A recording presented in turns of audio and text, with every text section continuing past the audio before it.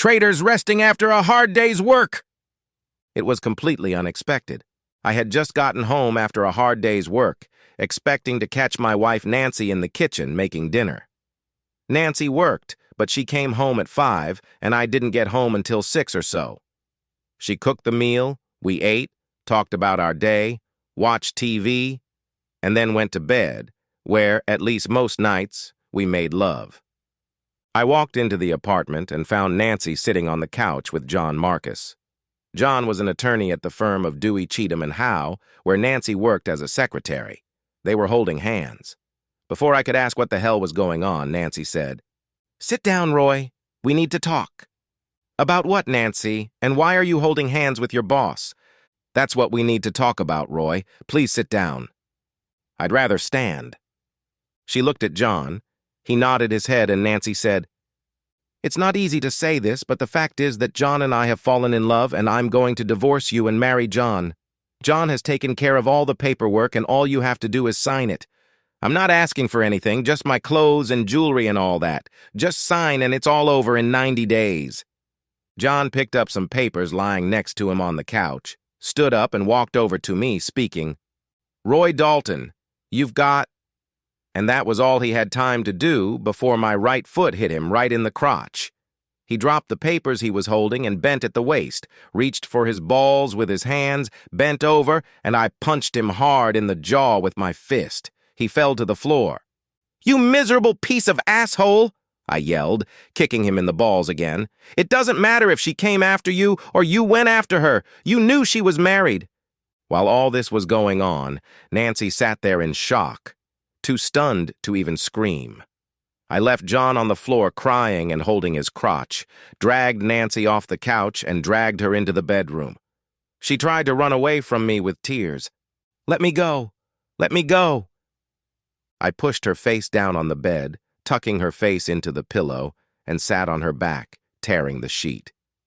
Using the torn sheet, I tied Nancy up and gagged her, and then went out into the living room, grabbed John by the collar and dragged him into the bedroom, threw him on the bed, tied him up and gagged him as well. I stood there watching them and then started laughing. How about this? Lovers in bed together and the husband standing there watching. Is that perverted or what? While they lay there watching, I cleared the dresser and closet of my things and packed them away. I took a picture of the lovebirds on my cell phone and then said, "You're not going anywhere, you hear me?" I left them, and then in a hurry I took everything I wanted and could from the apartment and loaded it all into my truck. I'll be back later for more important things. I went back to the bedroom, picked up all the things I had packed, and carried them to the truck. Back at the apartment, I cleaned out Nancy's purse, taking all the money and credit cards, and then made one last visit to the bedroom. I stood there and watched them struggling, trying to free themselves.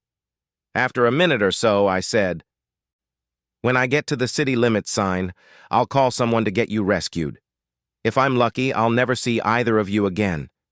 On the other hand, maybe I'll wait until I'm 1,000 miles away to call. Once you're free, you'll only have to wait a year before you can divorce me for leaving you. You take care of yourself now, you hear me? Snuggle up to him and enjoy the time in his arms." Then I walked away and left them there. As I walked down the road, I asked myself why I was such a violent asshole. I realized why. If Nancy had come to me and told me she wanted a divorce because she had fallen in love with another man, I wouldn't have liked it, but I would have accepted that she didn't want to be with me. I could ask what I did to push her away or what I lacked in her opinion, but I would just let it go. But confronting me in my own home with her lover holding her hand and saying right to my face, "Here are the papers, sign them," was too brazen for me to let it go. I expected dinner to be ready for me when I got home, and since it wasn't, I went into the village inn and had dinner. As I ate my dinner, I wondered why, if she was in love with her boss, she had made love to me so damn near to death right up until today's confrontation in our living room. I'll probably never know the answer to that question. I finished my apple pie and then called Julie, Nancy's sister. I told her that I had left her sister and her lover tied up in the bedroom of our apartment, and then hung up before she could ask me any questions. Hopefully my 1,000 miles away would make them think I was going out of town, and they wouldn't bother looking. In reality, I was only going to move to the other side of town. I left the restaurant and checked into the Quality Inn and called my boss at home. I explained the situation, arranged to take the next 2 days off, and then asked him to tell Nancy if she called him that I had come to work and quit without notice, mumbled something about Florida, and left. He said he would do it, and then said, "You do realize that if you stay here, she'll eventually see you somewhere, or someone who knows you might mention seeing you, don't you?" "Yes. But I'm only doing this to stall for time. It may only take a day or two, but I'll take what I can get." I went to the bank first thing in the morning only to find out that Nancy had lied to me. All she needed was her clothes, personal items, and all that. I discovered that Nancy had been there the day before and had withdrawn half of the checking and savings accounts. I checked the safety deposit box and found that she had apparently forgotten about it. There were 6 certificates of deposit in there. Each was worth $12,000. They were supposed to be the down payment on the house. Each of us would put 10% of our net paychecks into savings, and then when the savings reached $12,000, we would buy a certificate. But what really had to gross her out was the jewelry box that was also in the box. The jewelry was in the box. They had belonged to her great-great-grandmother and had been inherited, and Nancy had gotten them when her mother had passed away from cancer. They were appraised at $82,000. The jewels were a bone of contention between Nancy and her sister Julie. Julie always argued that she should have gotten half, and Nancy always argued that it was hers since she was the firstborn and would in turn pass to her future daughter. Nancy must have been very, very angry when she remembered the jewelry box, opened it, and found it empty. I took the jewelry before Nancy discovered it was gone, and after letting her get a little nervous, I subsequently gave the jewelry to Julie. In the morning, I rented an SUV and waited until Nancy left for work, and then swung by the apartment to pick up the heavy items I needed. My key didn't work, and I cursed myself for not waiting until all the hardware stores were closed before calling Julie. But my name was on the lease, and I hadn't been served with a restraining order, at least not yet, so I had a right to be home. Getting in wasn't that hard. I'd have to pay the property management company whatever it cost to fix or replace the door, but at the time, that was the least of my worries. Everything I wanted, I took out of the house in 45 minutes, and an hour later, I stashed it in a storage unit. While at the apartment, I used the phone to cancel our joint credit cards, called Megan at the management company about the door, and told her I'd call her back in a couple days to arrange payment. I had known Megan for years, so when she asked what happened, I told her the whole story. She laughed and said, "Really? You left them in bed together? That frees you up for me." What about Mike? He did the same thing he did with Nancy. He hooked up with some cheater he was working with and told me he loved her more than he loved me. Do you have my home number? When you feel ready, don't be afraid to call. Thanks, Meg. I'll talk to you later. I went into the library and checked out half a dozen books. My plan was to hide away and do nothing but work during the day and read in the evening. If I was hardly ever on the street, there was little chance of Nancy spotting me, looking for me. I couldn't afford to stay in the motel too long, so I called Megan and she pointed me to an apartment complex on the other side of town. She took care of me and called the apartment manager. I knew I was taking a risk by staying in the city. In some of my conversations with Nancy, as she talked about her work and the people she worked with, she mentioned that Marcus was approaching a partnership, and I was betting that Marcus would want to avoid the scandal that could happen if he filed assault charges against me. For one thing, it could have cost him the partnership he was hoping for, because it would have revealed that he was tangling with a married female employee. I'm sure he wouldn't want the partners in his law firm to cave in because of the possible negative publicity. I also thought he would discourage Nancy from filing spousal abuse charges for the same reason. Within 3 days, I had already moved into my new apartment. When I got to work, my boss told me that Nancy had called and that he had told her about my move to Florida. He said she exclaimed, "Damn," and hung up. I couldn't keep from laughing when I heard that. Around 11, I called Megan to ask how much I owed at the door, but it turned out that Nancy had taken care of that. Then Megan asked me where we were going on our first date. I explained my plan to Nancy, and Megan laughed and said I was mean. Then she said, "You can come over to my house for dinner and we can talk about old times. That way you won't be glowering and she won't have the slightest chance to see you." "What time?" "Say, 6 Mai?" As I drove to Megan's, I thought about her and how long I'd known her. We'd met sporadically throughout high school and had almost reached the stage of a permanent connection. Her hand was the first female hand on me since my mom washed me when I was a little boy, and her breasts were the first breasts in my mouth since my mom breastfed me as a baby. Before we could take it to the next level, her dad got a promotion and the family moved. I didn't realize she was back in town until the day I walked into the property manager's office to sign the lease papers for the apartment. But by then, I was already married to Nancy. I showed up at her apartment on time, sat down at the kitchen table, and we talked while she finished making dinner. She told me all about her move to Colorado when her father was promoted, and how she hoped she could go back there someday. I asked her why she didn't just stay there if that's what she wanted. She told me that her father died in a work accident and her mother came back here. She was a loser and she needed me, so I came back with her. She's better now, but I can't afford to go to Colorado yet. I'm saving up my money, so maybe someday I'll be able to make that move. She wanted full information about Nancy, so I told her.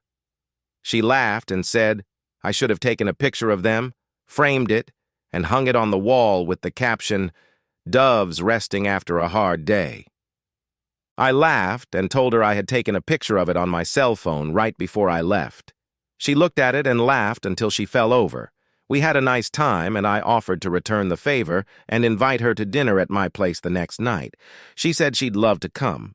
The next night, I had dinner with Megan, and after eating, we sat on the couch and watched a movie. About halfway through the movie, I found us holding hands, and I have no idea how it happened or even when. I looked at her and found her looking at me.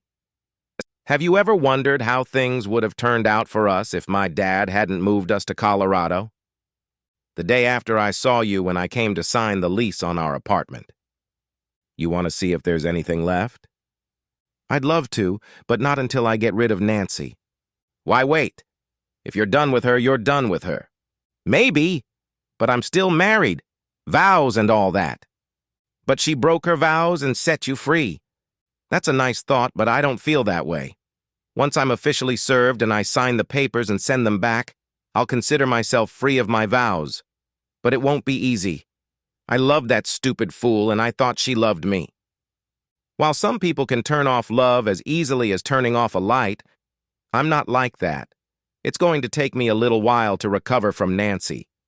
I have 8 years of what I thought were pretty good years left to bury. It's not going to be easy for me. I think the first step is to get all the legal issues out of the way. How long will that take? The paperwork is already drawn up, so I think all I have to do is be available so I can be served. I think the easiest way would be to just walk into the office where she works, but I don't want to do that, although I'm looking forward to it. And there's really no rush. We need to get to know each other again. It's been 12 years since we broke up, and we're different people now. And there's a pretty big elephant in the room. I was head over heels in love with Nancy and thought we had a great marriage until she ambushed me that night with her boss. You want to know what the catch is? The night before she ambushed me, we made love 3 times. 3 times, and she did it knowing what she was going to do to me the next day. She even kissed me goodbye and wished me a good day as I left for work that morning. Enough about that. I decided I wasn't going to hide from Nancy. Let her find me. So, what would you like to do on our first date? Depends on when. Dinner and dancing if it's on a weekend. Dinner and a movie if it's in the middle of the week. Okay, how about dinner and a movie on Wednesday and dinner and dancing on Saturday, eh? That's fine with me, but what are we going to do on Friday? We can talk about it on Wednesday. No, let's get this out of the way right now. How about dinner at my place on Friday? Is it too much for me to put myself to the test in such a short period of time?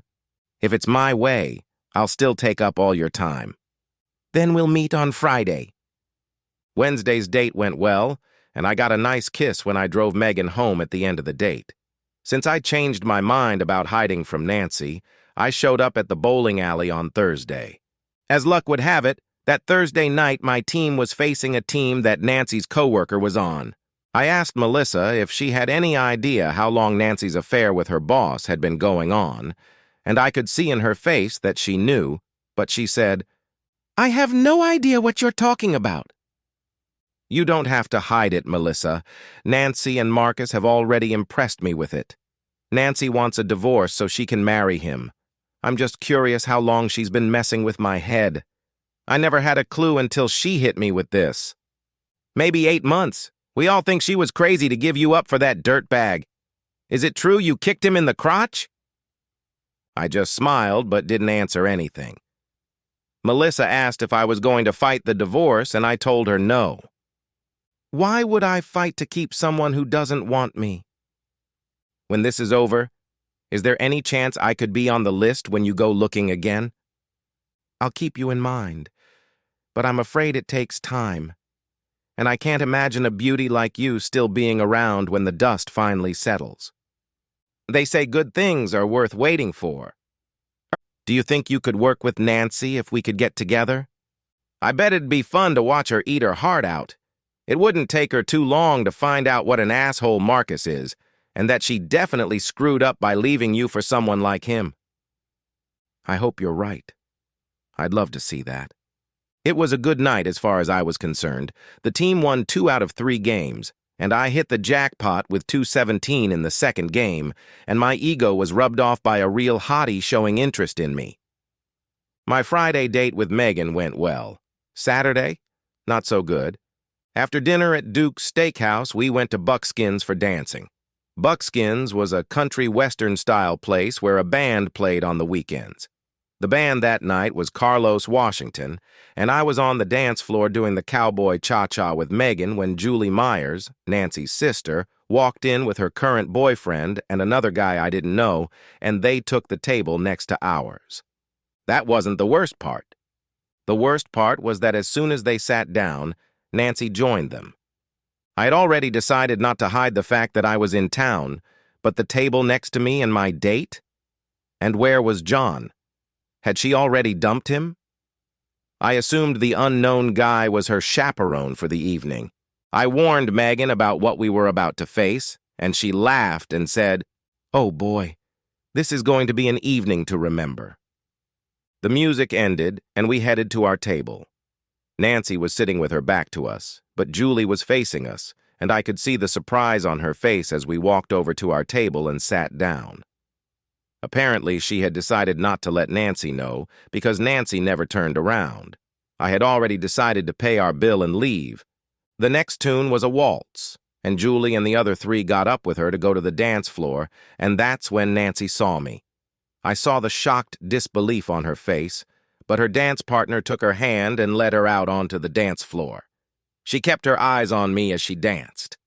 The song ended and the band announced that they were going to take a break. All 4 of them went back to their table, and that's when Nancy decided to get mad at me. "Who's your friend, Roy?" she said with heavy sarcasm on the word friend. "You remember Megan from the leasing office, of course?" She looked at Megan and asked, "Do you date married men a lot?" Megan laughed at her and said, "Only with the ones who get thrown out by stupid wives."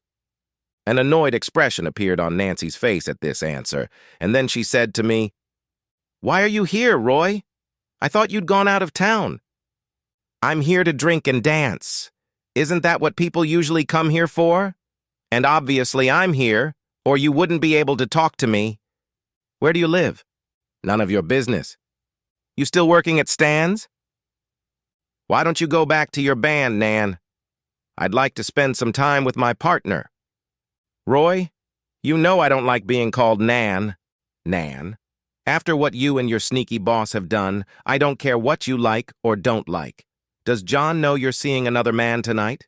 Maybe I should write him a couple lines and let him know. That's not true. I came here for a drink or two with Julie and Randy. I didn't know Art would be with them. I called out to a neighboring table, "Hey, Julie, is this Art's date with Nancy?" I'm not going to get involved in this, Roy.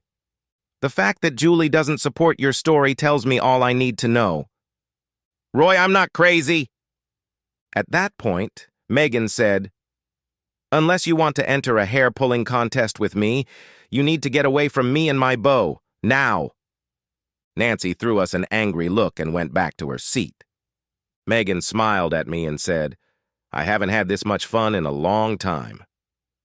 The band came back, and we went back to the dance floor and danced 2 dances, and when we got to our table, Julie and her band were gone.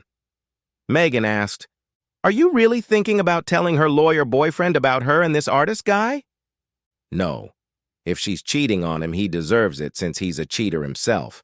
I mean, he did cheat, right? If, as she said, they just happen to be here, I'll let her think and sweat that someday I'll just tell him about it to cause friction between them. Maybe make him think about that old, once a cheater, always a cheater thing. You really do have a delightfully wicked mind, don't you?" I just smiled. I got a really hot kiss as I drove her home.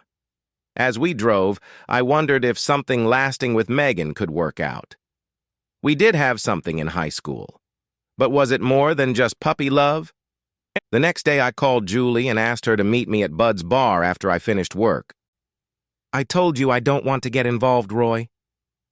"I don't need you to get involved, Julie. I need to talk to you about something other than my current relationship with your sister." "Okay, but no talk about Nancy and what you two are going through, or I'll get up and leave." "You got it?" I got to Bud's before Julie and decided the best way to handle the situation was to just hand her the jewelry box and leave. That way, I wouldn't have to mention Nancy and cause Julie to flee. Julie walked in, looked around, saw me, and came over to join me. Knowing her usual drink, I had already set it on the table. She sat down, noticed the drink, took it, took a sip, and then said, "Okay, Roy, what's up?" I put the box on the table in front of her. "What's this?" "Open it." She took another sip and opened the box. I saw the look on her face when she realized what was in front of her. She reached in and pulled out a diamond necklace and looked at it and said, "My mom used to let me wear it when I used to play dress-up when I was a kid." "Where did you find it?" I explained how I got it and said, "I know you always felt you should get half of it when your mom died. Now you have it all. What you do is up to you. You can keep half for yourself and give the other half to your sister, or you can keep it all for yourself. You can tell your sister, or you cannot tell your sister. When she finally remembers the safe and finds it empty, she'll come to me, and I'll tell her I pawned the jewelry." "Why didn't you pawn it?" "I couldn't do it, Julie.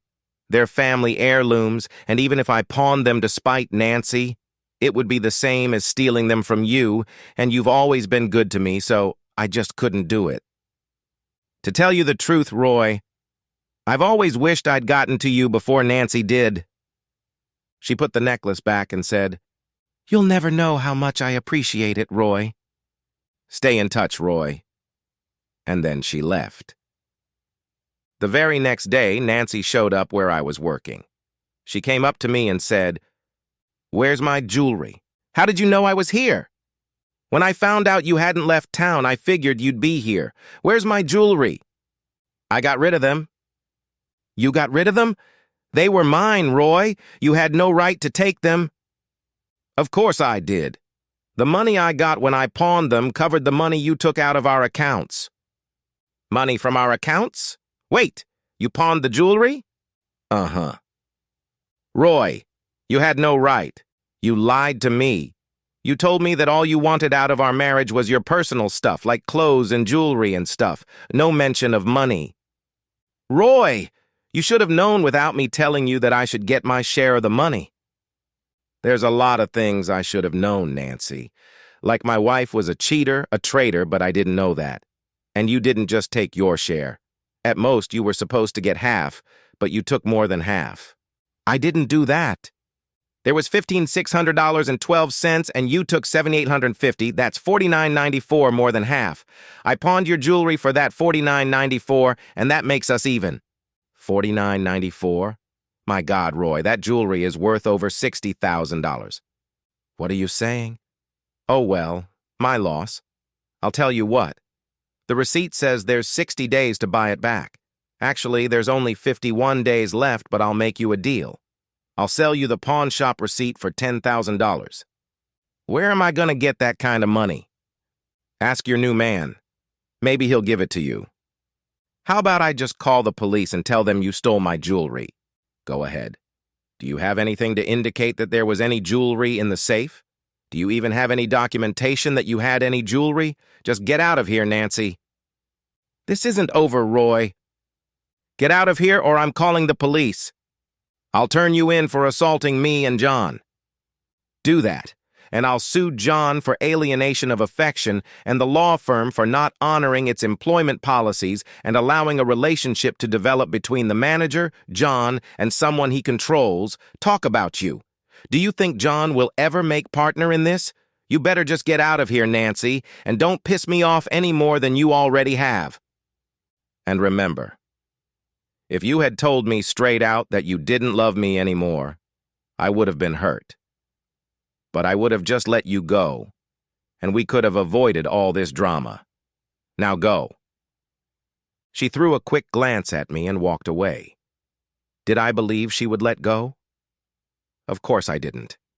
I knew Nancy better than she thought, and she wasn't going to let it go. She would try to find some way to get to me where I couldn't strike back, but I don't think she'll be able to do that. The next day, a man came into work and asked the receptionist to page me. I walked to the front of the building, and Sally, the secretary, pointed to a man reading one of the many award plaques on the wall. I approached him and asked what I could do for him. Roy Dalton? That's me. He handed me an envelope and said, "You have been served. Good luck." I opened the envelope and read the papers. They were pretty straightforward. It said pretty much what Nancy said they would have said the night they ambushed me. She didn't even ask for child support. I signed them, put them in a stamped envelope, and dropped them in the outgoing mail tray on Sally's desk. She asked, "Are you getting a divorce?" It looked like it. "Put my name on the list when you get ready to look again." "Are you serious?" "Absolutely." I wondered what other women saw in me that Nancy didn't. First Megan, then Melissa, and now Sally showing interest in me was a pretty good balm for my bruised ego. I called Megan and told her that I had been served and that, as far as I was concerned, I had been released from my vows. She would really like to invite me over to her place the next night for a celebratory dinner, and I told her it was a date. I was sitting in my house eating dinner at the TV when Julie called. "You're an angry man, Roy Dalton." "Who am I?" "I've spent the last half hour listening to my sister cry over what you did to her jewelry." She asked John for the 10 grand she needed to buy back the pawn shop receipt, but he told her he didn't have it and wouldn't have it until the next quarterly bonus payment, which was over 2 months away. She was in tears. She only had 50 days to redeem them, and she didn't know what she could do. I took pity on her and told her that I had them and that I would give them to her but keep the necklace. She jumped at it. "So thanks to you, I have my necklace and my sister's eternal gratitude. Remember what I told you, Roy. Keep in touch, you hear me?" "Okay, sweetheart." Whether I did or not was pretty much up to Megan. Yes, we did have something going on at school. But was it just teenage awkwardness? When I arrived, she was wearing a very revealing dress and high-heeled shoes. The table was set, with lit candles, a bottle of wine, and 2 glasses. "Your timing is perfect," she said. "Dinner is ready, and if you pour the wine, I'll bring it to the table." She set dinner, sat down, took her wine glass, and said, "I propose a toast to new beginnings." I raised my glass. Undoubtedly. The dinner was great, and the only thing missing was the romantic music in the background. Megan didn't give the slightest hint of how she expected to spend the evening. "Dessert will be served in the bedroom," she said when we finished dinner. As we undressed, she said, "This is what I wanted all those years before Dad got promoted." It was the first time I saw her naked. She was an extremely sexy woman. "Did you miss me?" I asked my right breast, and the evening continued onward. We fell asleep together, and from that night on we were practically a couple. I say mostly because there were things we couldn't do, because while I felt like I was free since I was served, I was still technically married.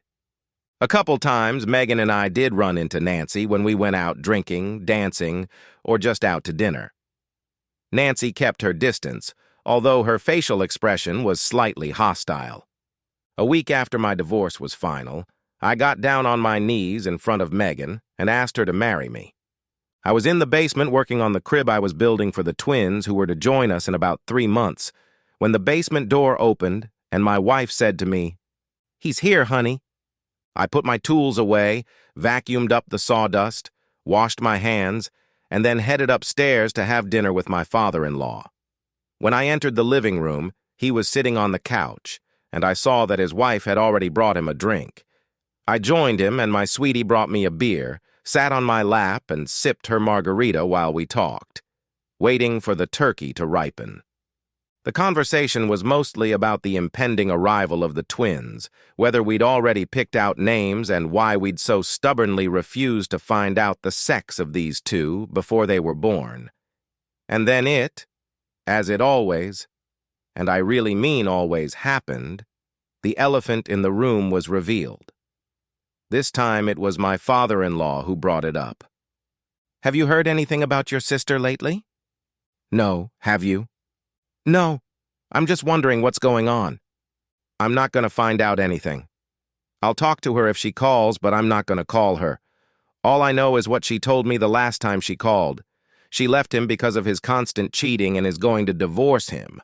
Roy always claimed that either one of them would cheat within a year of marriage." My father-in-law looked at me and I just shrugged. I stroked her baby bump and said, "It doesn't matter to me because I won. I've got you." My father-in-law looked at me and shook his head. "I get more beer bought for me at the lodge hall because of you two. I'm probably the only father in the state who has a son-in-law who married both of my daughters. I don't understand, and it's probably best not to understand, how you went from Nancy to Julie." "Julie?" Yeah. I think I missed that part. When I proposed to Megan, she said no. It wasn't as direct, but it was still a no.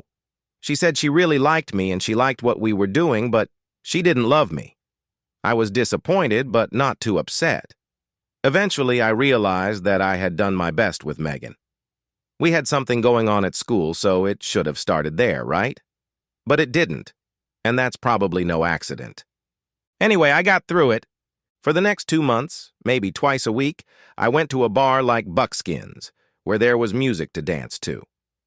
One night, I was at the Stagecoach Inn, and the band consisted of Jimmy Little and musicians from the cattle yard.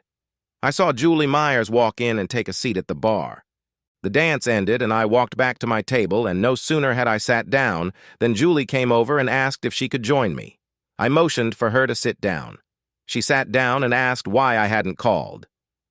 "Why would I have called you?" "I thought I made it clear when I told you I wanted to get to you before Nancy did. I emphasized that when I asked you to keep in touch." "Yeah. And if I did that and we connected, how would you be able to stay on decent terms with your sister? What about your father? Can you imagine him welcoming me back?" "I don't live my life to please Nancy or my father. Nancy had her chance and she blew it, so she can't forbid me from getting what she threw away. As for Dad, he can either be happy for me or get it over with. Now, to begin your courtship of me, I think you should ask me to dance." Nancy was not pleased, and Julie told her to buzz off. The surprise was her father. "I'm glad we can keep you in the family," is what he said when Julie brought me to his house for dinner one Sunday. 6 months after meeting at Stagecoach, I proposed, Julie said yes, and 3 months later, we were married. 8 months after that, I got the news that I was going to be a father, and 3 months after that, I found out I was going to be a daddy of twins. Was I happy? You bet! The end.